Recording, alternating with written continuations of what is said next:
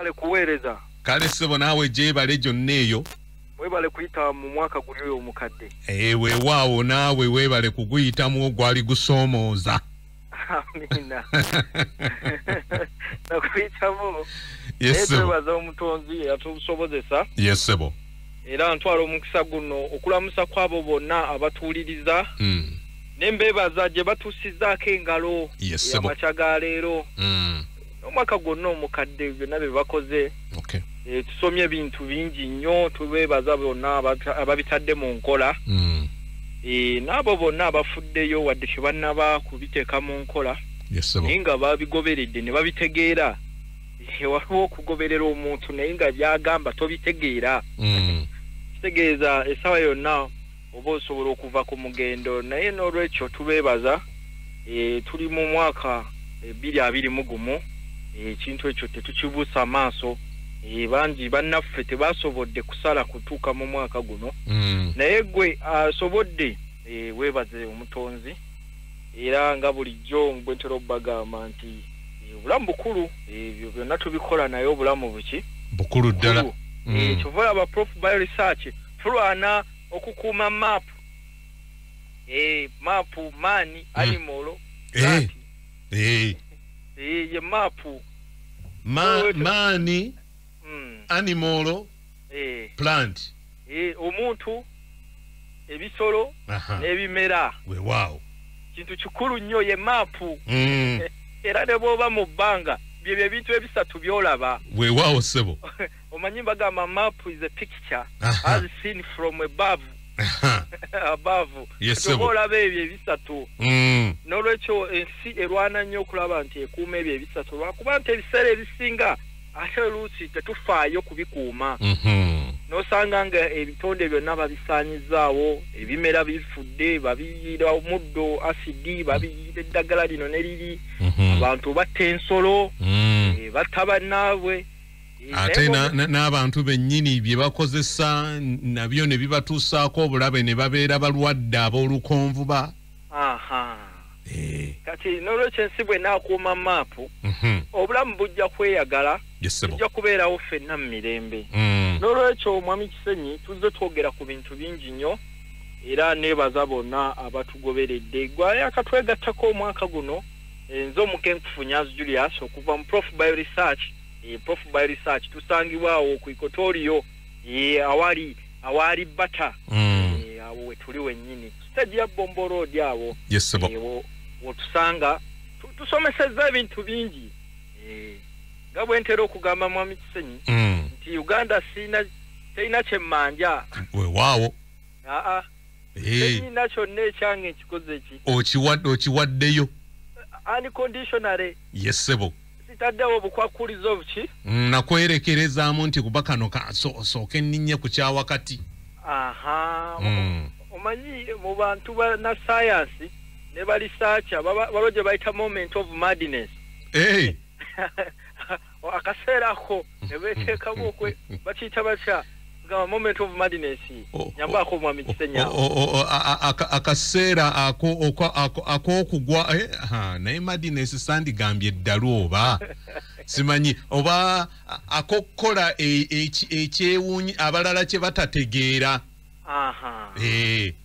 Ekintu ekyo ddala bakikola nnyo mu ba-celebrity ne mu science kibaamu ng'omuntu akulaga nti mwe mumweguya. Mwe mumweguya nti era bw'aba taliiwo temujja kukola ki? Temujja kusobola kubaawo. Kati ng'olaba kati Messi alina moment of madness mu Barcelona gye yafunye ekyanga. Wano Uganda twalabako obuwa. Akanyuze wali esaati omujozi. Tuli mu mupiira wakati gwe tuteekwa okuwangula. Ate Sakasi n'atandika. N'afuluma ekisaawe. Ekyabantu abakimanyi bakiyita moment of madness. Yes sebo. Naye Prof Bio Research n'omukenkufu ayo twakigoba tetubadde na moment of madness. Tubadde soba emyaka gyonna ku bintu bye tusomeseza bannayuganda. Tosobola kugamba nti omukenkufu kati ate akyuse. Nga bwe nasandika. Yes sebo. Bwe nkyali. Weewaawo. N'olwekyo kintu kikulu nnyo ekyo ky'okusigala nga oli ku mulamwa n'obutateeka abantu ku bunkenke.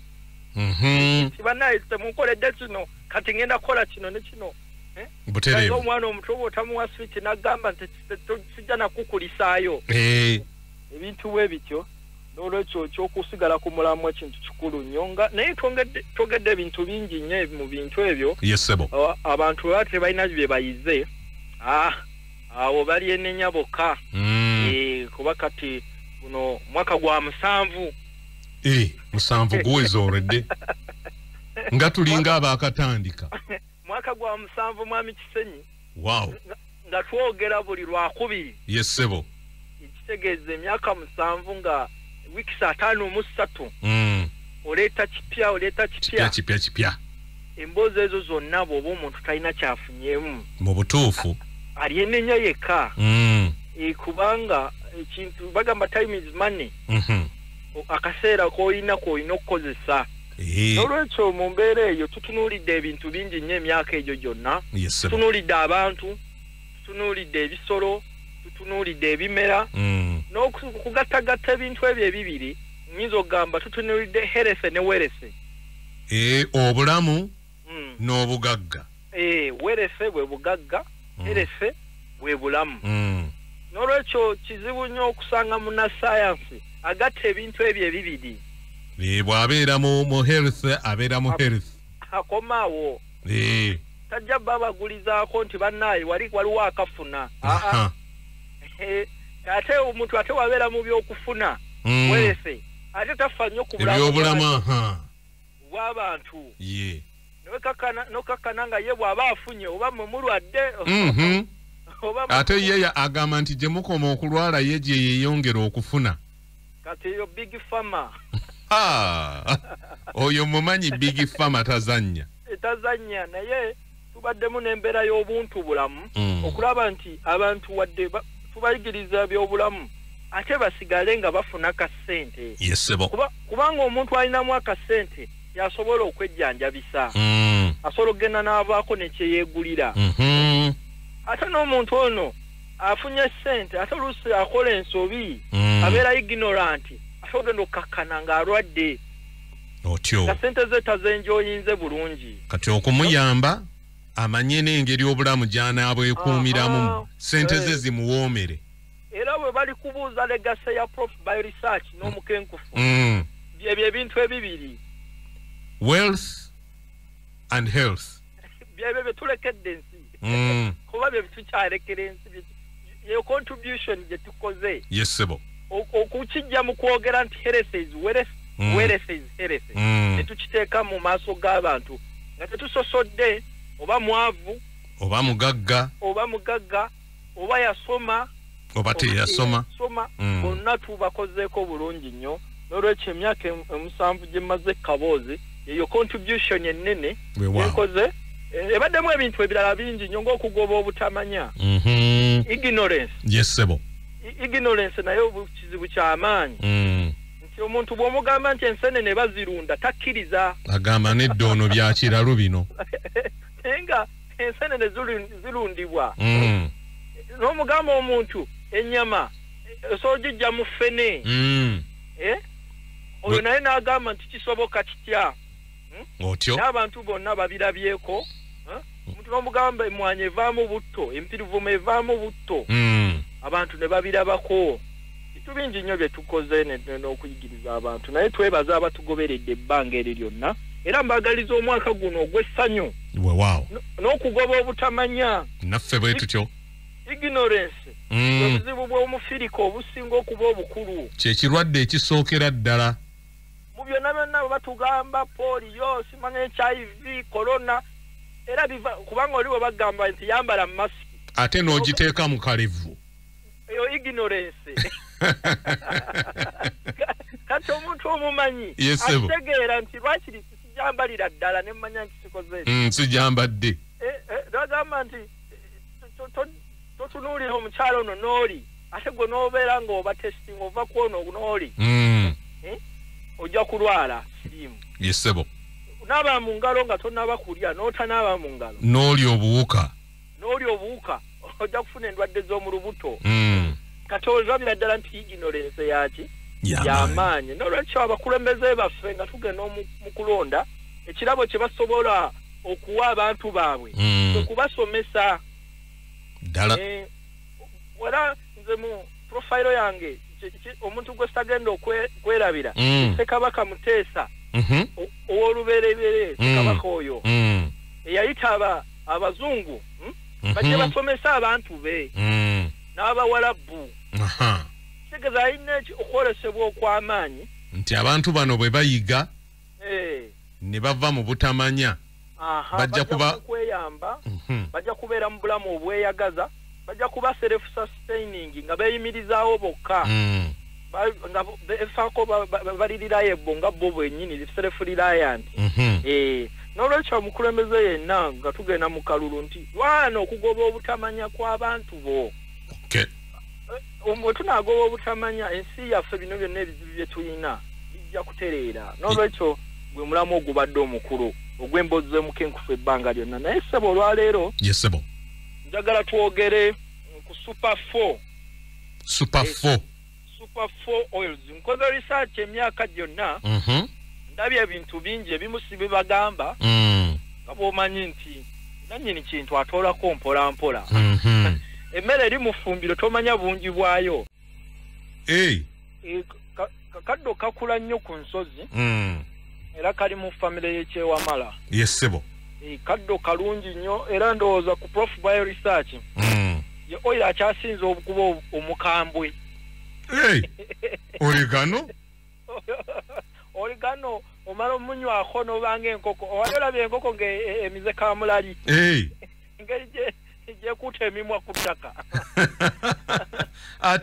ate nze mbadde mmanyi nti akakomera ke kasinga akakomera kakambwe ku bwongo kawulira nga kakusensera yesebo naye oligano omunywa n'omuwulira ng'ayingidde era ye tukozesa matondo omanyi mwami senye kisula empya gye twaggulawo wano mu nsi yesebo kwe kulaga abantu nti ettondo lisobola okusinga kiro y'ensaano oba kiro zitatano ez'eddagala kuba omuntu agamba ettondo obutondo ne gundi vaabo obeera siriya naye bw'amala oddinywa bw'ati n'agamba yesebo ntegedde nzikiriza eyo future ya science ayimprovinga ebintu yesebo n'olwekyo oligano naye oyiro buli muntu ateekeddwa okuba naye omanyi siri nnyo spiritualism simutegeera nnyo wabula musomako yesebo kati bino bye ndi mubagamba nsobola okugamba nti oyiro ennya omukenkufu ze yalagira buli muntu z'alina okubeera nazo mu maka ge paka ensi bw'eriggwawo yesebo ate oyiro entuufu si ze zino ze baddira ebikola ne bafumba mu butto ne bakugamba nti ono oyiro wagundi zina kuba distilled era oyiro eri distilled mwami Kisenyi yesebo bw'ogitonyeza ku lupapula olweru ekala mangu ake kantu kensobola okuwa abatuwuliriza naye bw'eba butto asigalako kati zino essential oils zo zifuumuuka ziri volatile n'olwekyo oyiro ono ekikulu kyasinga okuba omulungi kyalina asika obutwa mu mubiri kye kisinga okuba ekikulu ku oregano obutwa mu mubiri natural detoxifier asika obutwa mu mubiri kintu kyonna ekisika obutwa mu mubiri kiba kirungi nnyo kubanga kiyamba omuntu okuba nga obutofaali buba bulungi nnyo nga tebwonoonese tebufunye poisoning kati oyo oligano kyakola ate nekyala ajjanjaba obulwadde bwe bayita leaky gut syndrome obwo bwamutawaana nnyo leaky gut syndrome olw'embeera y'ebintu bye tulya acid ayitiridde food additives H pylori gwe tulina omungi akawuka ako ekyenda kyaffe kifuna ebituli kati ebituli ebyo ebirungo oba emmere neyingira ebirungo by'emmere biyingira butereevu mu musaayi bwe biyingira mu butereevu mu musaayi omubiri gubirabanga obuwuka oba ekintu eky'omutawaana ne gureactinga n'ofuna pain ey'amaanyi ennyo n'ofuna ebirogologo kugamba omubiri guno gulabanga ekintu ekiyingidde ekyobulabe kati bwe buzibu bwe tulina mu kyasa kyaffe jjukira nti emmere erina kuyita mubiri virayi ne bulondamu ki ekiteekwa okugenda munda ne busengejja naye kati emmere esinga kati ekyayitamu obwo bwoyo egenda butereevu nereeta autoimmune food reaction emmere neetufuukira obuzibu kati ebyo byonna gundi abikolako oregano kati ate nekusingira ddala mwami Kisenyi ayamba kye bayita cytokine storm yeti eyo cytokine storm kati yasinze okutta abalwadde ba corona kati omubiri kati nga virus bwejja kati omubiri gwina natural immunity kitegeera nti ekoze eki nti waliwo alumbye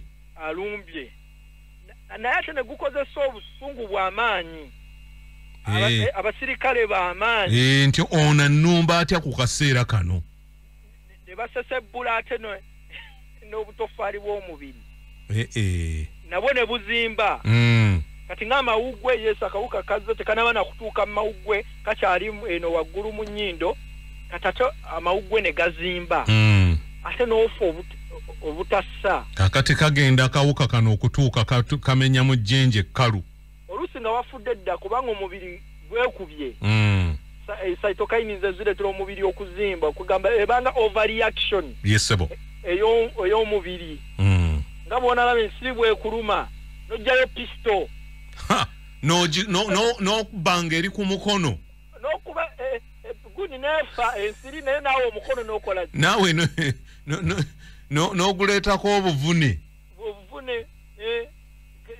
ogundi kugamba ebintu bwe bityo nekino bwe kiri kati oligane ekakanya omubiri negamba basi wadde omulabe waali kulumbe n'amagezi tetukozesa amaanyi gayitiridde era ndowooza kyekyaliwo ne wali abakuumaddembe ne bagamba wadde abeekalakaasa twakola ki twakukontaininga naye ate amaanyi gaali gayitawo amaanyi gayitirira kati nekino bwe kiri ku mubiri kati oligano akikakkanya era kitera nnyo okubeerawo mu mbeera ennyingi nnyo nga omuntu afunye infection kati oligano akikolako ate oligano ali antiviral takkiriza oyo virus kuliplicatinga kukubisa ekitegeeza obuba buyingidde tebuzaala ate nekirala azijjako amasavu ate kati virus bw'ogijjako amasavu efa bufi kubanga virus kasita ozireka nga ziri bwereere ng'onoozijjako ne protein coat oba ozimaze kati oligano oyo yawabeeredde wakabi era ne mu China baamukozesa nnyo awo mu November 2019 China baali bamumbuuza oligano ate waffe mulungi alimu omusana owambwe bwakusimbira busimbirizi mu biyumba n'amataala gano aga balubu naye onaafuna nakyo saani n'atapinga amaanyi g'enjuba zinfrared zonna n'abanga mukambwe mulungi so n'olwekyo buli muntu yandibadde n'oligano oil esembayo ey'okuna mwami Kisenyi yesebo oil eya cinnamon eyo gimbuuze omudalasini omudalasini nagwo gwakabi nnyo oyo ogwo ogubuuzanga gundi Andrew Mutumba yajja okukubuulira kawunya bulungi oyo omudalasini okakombako baaba kawoomerera naye ssebo naye nga ekisinga okuba ekikulu akolanga nakyo insulin nti akakkanya sukaali kitegeeza omuntu alina sukaali ka cinnamon oil ako kalungi cinnamon wabika bibiri waliwo cinnamon ono cassia gwe muyina wano asinga ne kati waliwo ekirungo kya cinnamon wa Ceylon Ceylon yasinga okuba omulungi era omwo mwe tukola cinnamon oil waffe kati oyo ayongera ne insulin aja activatinga nkuwulira omanyi insulin oyinza okuba omuyina naye nga tayingira mu butofaali bakiyita insulin resistance kati ono bw'asigala ebweru ate n'aleeta ebizibu ebirala kati ono amuggulira abanga bw'olaba kadenge olaba ne bw'aba jeno ngatalina kadenge emotoka zine za kadenge asiga jamu amukwata kati cinnamon ye kadenge wa insulini yes sebo amugamba sabo ja kuyita wano ne wano ngeno gakana ngatuso ku butofali arajukira nti glucose mu kyasa kyaffe kino kyabiri mu ekimu ebintu bye tulya bya glucose glucose muki mungi mu bintu bye tulya suka omuchere glucose okimanyi bulungi nnyo kasooli glucose kubanga abasitaki bamumenya n'atuwaki muogo glucose amata obulwadde we butandikira obukukuza oba fungus ne butuyingira tovola abatetugwako fungal diseases endwadde nyingi ekibumba ne kirwala abantu tebagwako biguuna tebagwako kandida bisente ebyo byonna fungus oluwumu wamana oluwumu nalwo luli awo ate fungus zonoona obutofaali bwaffe wamu n'okussa abasirikale baffe immunity ebeera wansi era ne cancerous cells zonna ezisinga bazisanga mu fungus kitegeeza okukukula okwo lyekkuba erimu erisobola okuleeta omuntu n'okutandika okubeera n'embeera esobola omuleetera kansa ko fungus mbi nnyo kati naye fibs oil atta fungus ekintu ekyo kirungi nnyo kakitegeeza nti tulina omukuuma mu maka gaffe nga mwali buli omuntu ayandibadde ne fibs oil oil eyokubiri mwami Kisenyi ye neem oil okuva mu muti guno ogwa neem tree abasajja abayindi we bajja wano bajja ne neem tree kubanga abangereza baali babagambye bano ba Indian coolies abangereza baali babagambye nti mu Africa gye mugenda wali omusujja wali ensiri wali entero genda kebuwama naye ensiri zinnuma misana nenda zigamba ke ng'otudde awo ne weebuza n'ogamba zino ezitatya na muntu misana kati ne imagining emyaka 10 emabega ensiri zaali mpitirivu era ebyafaayo biraga nti Roman Empire yagwa lwakuba nsiri zino ze zaasuula Roman Empire abalomani baafa nnyo omusujja kati abayindi bo bano aba Indian coolies bajja ne butono wa neem n'ensigo zaabwe era nga bajja banywa nnyo neem naddala ensigo ezo kati nga ayamba omusujja omusujja kumanyi guleeta temperature okweyongera omuntu n'agenda mu mbeera gye bayita high critical temperature critical point ngebugu mulingi omanyi bugu bweliikiri ate ebirungo by'omubiri bifa enzyme zifa n'ebintu ebibeera mu nda yaffe birekerawo okukola yesebo omuntu system zonna zifa kati neem naye mukulu nnyo kyobula abaswahili bamuyita mutimu arobaine mutimu arobaine nti omuti ogujjanjaba endwadde 10 emeka tosobola kusanga amaka ga muyindi nga tewali muti gwa neem oba mujaja neem n'omujaja ebyo ebintu bibiri babikozesa nnyo kubanga enneem eno egoba n'ensiri eyamba ku bibuno bino ebivaamu omusaayi omuntu buli waba n'ebibuno nga bivaamu omusaayi afuna nnyo ne infection yesebo obuwuka bumuyingira mangu n'olwekyo abasajja abo bajja ne batuwa omuti gwa neem fe twabawa gwa ntaseesa naye kati bo enneem bakyagiina ate fe ntaseesa tetugirina tulinnya nnyo ne tugenda ebuyindi tujjanjaba prostate wuliriza naye emyaka 10 emabega omuti ogwo gwali wano ntaseesa ejjanjaba gundi prostate kati bali bakolamu brand name nagiraba bagita Tandiro eddagala erijjanjaba prostate Tandiro Tandiro n'abafalansa nabo bakozeemu empeke nnyingi so n'olwekyo olabira ddala obutamanya ignorance nti obugagga bwaffe twabuwaayo ne tubuluzinga ne health ne tugikola ki negenda naye kati omulimu nti yandibadde ne oil w'enniimu enniimu nnungi nnyo kubanga ediwaminga omanya ekizibu kyatulina mwami Kisanyi byebiwuka enfana nyingi ate bwe biyingira bw'obeera nabyo mu lubuto buli mmere gy'olya zo ze zisooka okulyamu ebirungo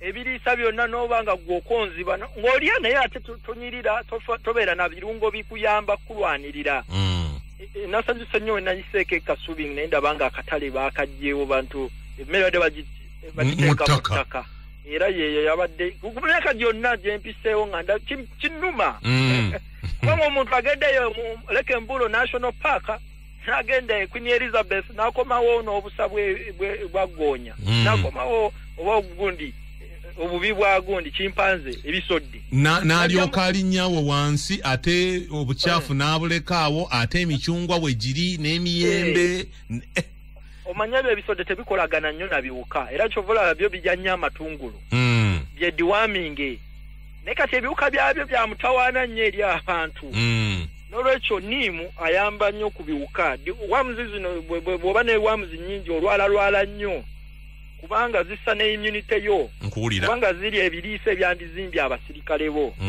kati oiro naye yandibadde mulungi omuntu n'abeera naye waka oiro owokusatu oiro owoligano ono oregano ono gwe tuteeka ne mu mmere kabozi kubiri mukenkufu tukyali naye tuli tutunuulira oiro oyo omuntu gwe wandibadde okozi gwenge waka